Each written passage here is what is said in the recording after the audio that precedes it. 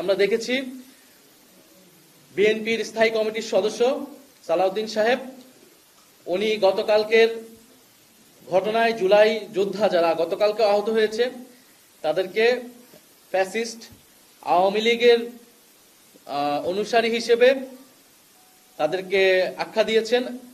আমরা তীব্র নিন্দা এবং প্রতিবাদ জানাচ্ছি এবং হয়তো তিনি ভুলবশত হয়তো তার কাছে তথ্য না থাকার কারণে তিনি এরকমটা বলেছেন। যেহেতু তিনি দীর্ঘদিন দেশে ছিলেন না, যেহেতু তিনি জুলাই অভ্যুত্থানের সময় দেশে ছিলেন না, রাজপথে ছিলেন না, সেহেতু হয়তো তিনি জানেন না যে কে রাজপথে ছিল, কারা লড়াই করেছিল, কারা বুলেটের সামনে দাঁড়িয়েছিল।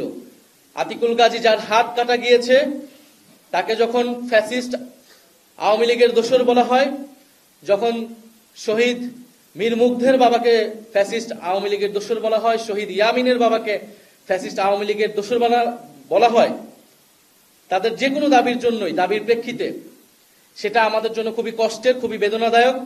ফলে আমাদের আহ্বান থাকবে তিনি তার এই বক্তব্য অবিলম্বে প্রত্যাহার করবেন এবং সে আহত যোদ্ধা এবং শহীদ পরিবারদের কাছে ক্ষমা চাবেন এবং তাদের সাথে বসে জুলাই গণ অভ্যুত্থানের গল্পটা শুনবেন, ইতিহাসটা শুনবেন, কারা লড়াই করেছিল, কিভাবে লড়াই করেছিল, কিভাবে এই দেশ স্বাধীন হয়েছিল এবং আজকে আমরা এখানে কথা বলতে পারছি। ধন্যবাদ সবাই।